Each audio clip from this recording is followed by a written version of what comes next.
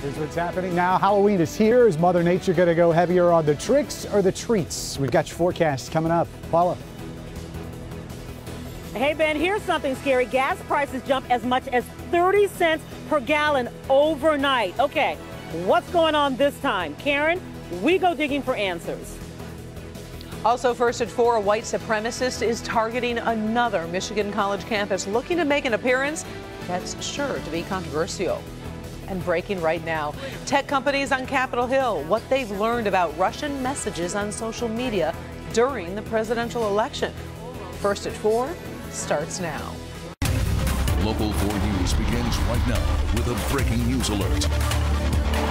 Good afternoon, I'm Karen Drew. First at 4, we've got some breaking news out of New York City right now, where police are responding to a report of gunfire just a few blocks from the World Trade Center. We are told one person is in custody.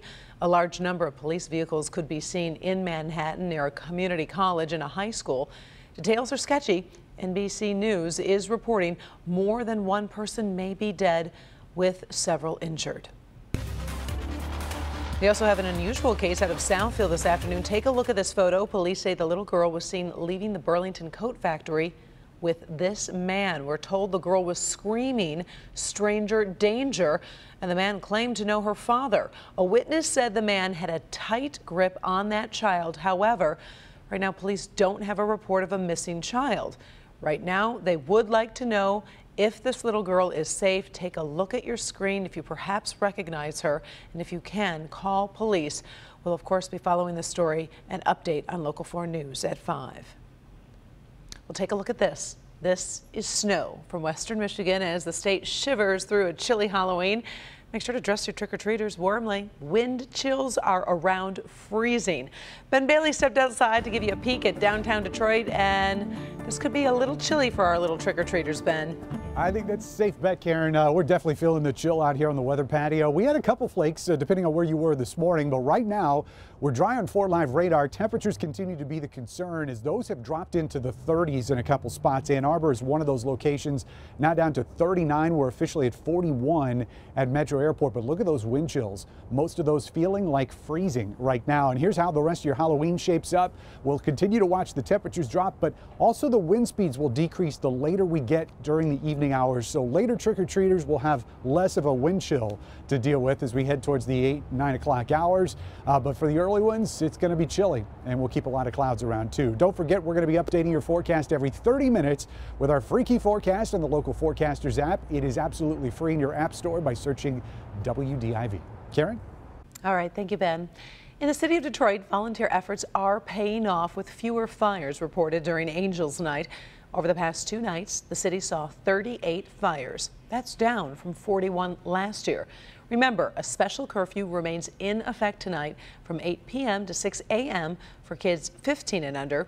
Teenagers who are 16 and 17 should be off the streets by 9. Angels Night volunteers will be on the streets trying to prevent any trouble, and the city is encouraging residents to turn their porch lights on for this night of trick-or-treating.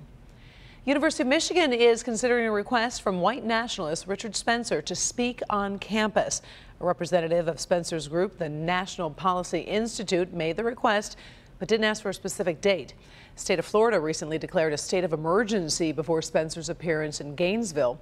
Right now, the University of Michigan says it will carefully consider the request, and no decision has been made at this time. We do have some breaking news from Washington as Congress starts digging into how Russia used social media during the 2016 presidential election. The Senate started a hearing late today. Facebook says a Russian group posted 80,000 times last year, potentially reaching 126 million users.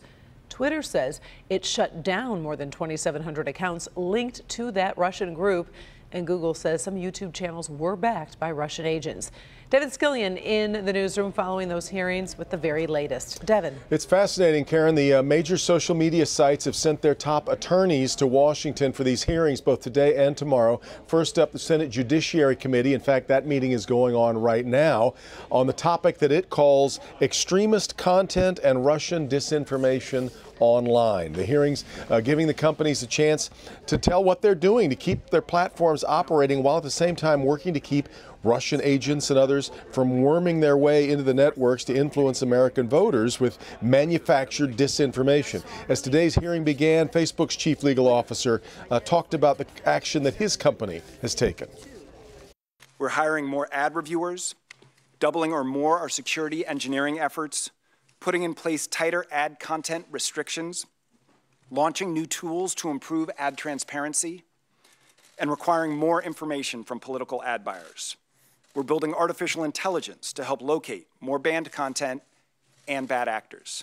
Now, this is just the beginning. Both the House and the Senate Intelligence Committees will be holding the hearings on the same subject. Tomorrow, lawmakers want to know exactly what Russia did, how to stop them. Social media companies want to show Congress that they are working hard to stop foreign players to avoid any new regulations that would come in answer to all of this on our social media. Much more to come, no doubt. We'll keep you posted. Karen, back to you. All right. Thank you, Devin. Well, if you went to get gas this morning, you may have noticed prices are jumping in Metro Detroit. And like many of us, you probably wondered what is really going on. Our Paula Tutman has been doing some digging today. And Paula, what have you been hearing? What's behind the bump at the pump? Well, note to self, get gas last night, not this morning. The state average right now, Karen, is $2.56. That's 45 cents more than this time last year. The state average increase, 6 cents overnight. Our viewers are seeing a much bigger increase from overnight. I certainly think part of this story is just the wild vacillation in gas prices, because even though they did jump, how high depends on where you are. So what we did was we started right here, Gratiot and Van Dyke, right?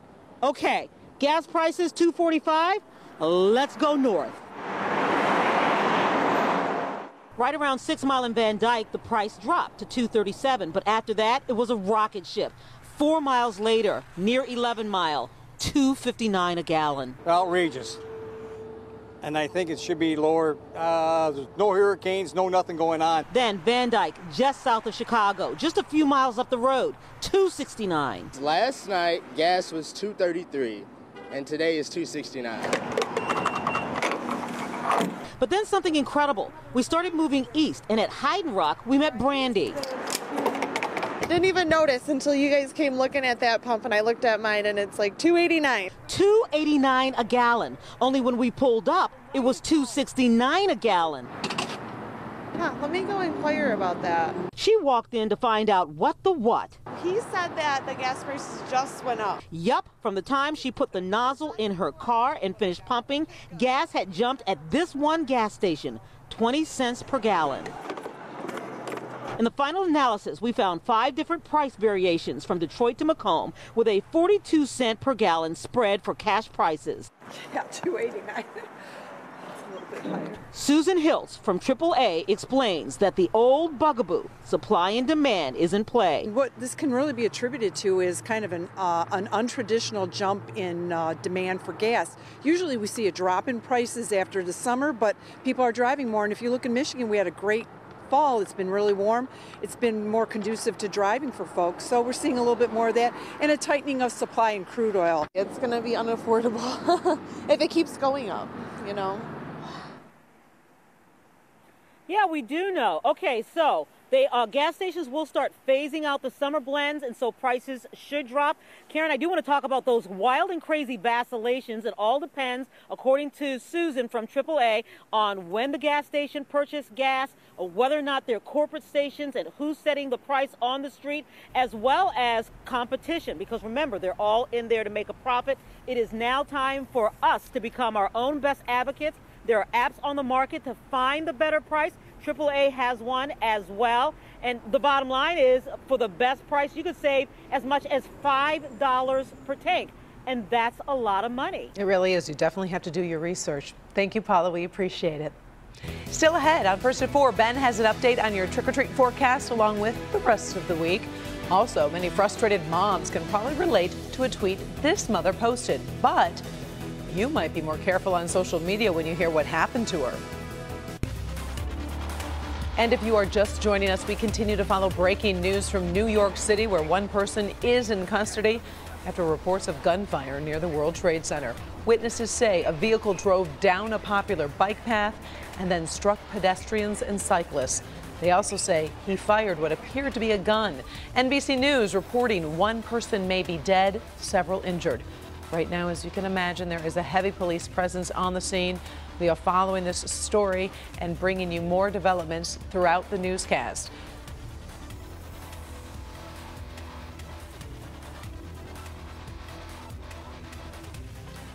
And apparently now we are going to have a special report from NBC News on this story. We're waiting for them to take over and give us the latest information. But as we said from the beginning on that story, we can update you if you've just joined us with our script. We can tell you that there has been a report of shots fired near the World Trade Center in New York. And apparently there was a person who was driving down the bike path, hurt some people who were bikers, who were cyclists. And now we have the special report.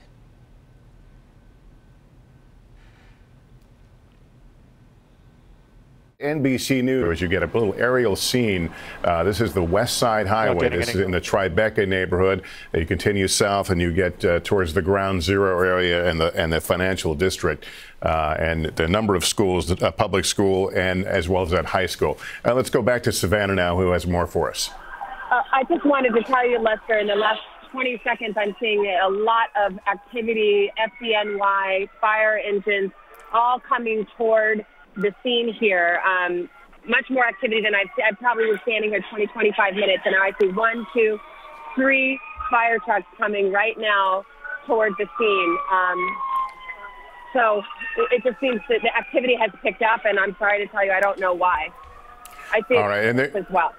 Okay, and we saw a still shot of a vehicle that was involved. It's not clear if that's the one the perpetrator was driving, but you saw it had a crumpled front end there and was in the middle of the highway. This is about, I think, a 4, maybe 6 lane highway, 3 in each direction here that again goes up the west side of Manhattan. Kristen Dahlgren is also positioned somewhere there in the Tribeca area near the scene. Kristen, what can you tell us from your vantage point? Hi there, Lester. I'm, I believe, south of where Savannah is, and we've been pushed back by the police. Still an active investigation going on. I saw at least 2 people on stretchers being treated by EMT. We are now waiting. We're told that the mayor of New York is on his way, as is Governor Cuomo. So they will have more information and are expected to brief the press as soon as they get to the scene. What I saw when I arrived on scene as Savannah did was a lot of police and fire activity, sirens blaring as we came to the scene, and then parents yelling. Savannah mentioned that school. There were parents trying to get through the police tape, trying to get to their children to make sure that they were safe. So a lot of panicked parents trying to make their way here. It looks like now they have been able to get near that school and ensure that their children are safe. But a massive, massive police presence down here in Lower Manhattan right now as we try and get to the bottom of this. Let me bring people up to speed. If you're just tuning in, this is an NBC News special report. We're covering an unfolding situation on the in southern Manhattan, New York City, where a vehicle was apparently driven on a closed-off bike path area. We know that there are multiple fatalities. We do not have a specific number, but we're told multiple fatalities. The driver of the vehicle involved, which it may be the vehicle you're looking right there, is reported to have produced a simulated weapon, perhaps a BB gun or a paintball gun, and was engaged by police who fired, obviously, real bullets at that person who's been taken to a hospital. Savannah Guthrie is... this is happening, as she pointed out, near where she lives, so she's very close by. Savannah, what are you seeing? We've lost Savannah for a moment. We heard, we saw fire trucks a few minutes ago. They had hoses out. We do not know if that's related to what's happening here. Whatever occurred here happened well over an hour ago, but police trying to piece together what's happening. They have not briefed reporters yet. Typically, that's going to happen. We're told the mayor is on his way or was already there. Typically, at some point, they will break off and brief reporters. But as we tell you, a truck, driven down a pedestrian. It's a pedestrian and bike path, frankly, that goes up, down Manhattan through this area, and that's where apparently a number of people were struck. And again, multiple multiple deaths is what we're being told right now. Savannah, we have you now. Hi, Lester. Well, I'm still seeing the police activity coming toward. It seems coming toward this area of interest. So it's not exactly winding down. Although, as you said, we've been hearing that the shooter is in custody, and we still have just a flurry of activity. A lot of people. The crowd is only growing. They're being held back. So it's just one of these rush hour crowds now. People aren't able to really get anywhere, and I'm about 1 block away from the school, the highway. There's a bridge, a kind of pedestrian bridge that goes across, and I'm told it happened right there. And, many people say they heard multiple gunshots. I know we're reporting now that potentially it was some kind of BB gun or toy gun and that police engaged. So we're not sure what the story is with the gunshots yet. But, again, just a lot of people and a lot of questions down here, and no indication that the police activity, the law enforcement activity, is winding down. We should also point out that New York City has prepared for events like this. They have a 1,500-person unit called the Critical Response Command. They practice for these kinds of events. They study things that have happened overseas. We don't want to suggest that we know what the motivation here was, but know that they watch the various things that play out not only in this country and around the world. They're typically armed with helmets, heavy body armor, and M4 automatic weapons, and you often see them around touristy areas, crowded areas in New York City. Again, these are the aerial views. It's an area where Tribeca, Battery Park City, we saw a picture of Manhattan Community College. It is also, it looks like it's roughly in front or very close to a high school that you may recall on 9/11 that students actually saw the devastation just a few blocks south of them at the World Trade Center, where they bore witness to much of the catastrophe of that day. And here again, the picture along the bike path. This is the Hudson River Trust. It's a lovely area. I have ridden through there many of times, including in the last month. A lot of tourists there. New York has a robust bike sharing program. Tourists go through there. Commuters who don't want to brave the streets. This is what makes it special, is it's separated from the traffic by about a 2 or 3 foot wall, so you feel safe as you go down that area. But again, quite crowded with folks. NBC's Tom Costello is monitoring the events here. Tom, what can you tell us? Well, we don't know, and I think everybody is asking themselves, is this terror related? We simply don't know at this point. However, we would make a very quick point, and that is that the NYPD's, it would appear their Hercules unit was on the scene very quickly. That is the tactical response unit that is always up, standing up and on the streets of New York and able to respond very quickly. We have also, as you know, Lester, seen many cases over the last several years of terror events or even events in which the suspect simply used a vehicle, whether that was in Nice or whether that might have been in Los Angeles for various incidents, for London as well. This has at times been the choice for people who wanted to take out their anger, or either for criminal purposes or terror purposes. We don't know what's happened there on the ground in that area, in the Tribeca area. I would make the point that this happened right as the schools were letting out. Stuyvesant High School right next to this location, which is one of the elite high schools there in New York City. So this could have been an incident in which you had maximum numbers of people on the street and on the bike path. And Tom, let me interrupt you there to that point. WNBC from NBC News, where we have reported that a vehicle has been driven down a bike path, hitting numerous pedestrians and cyclists. NBC reporting multiple deaths, 1 suspect in custody. This is a breaking news situation. We will be back with more details as they become available. Right now, we will go to break. We'll be right back. After my son. It is one of the biggest nights for meteorologists.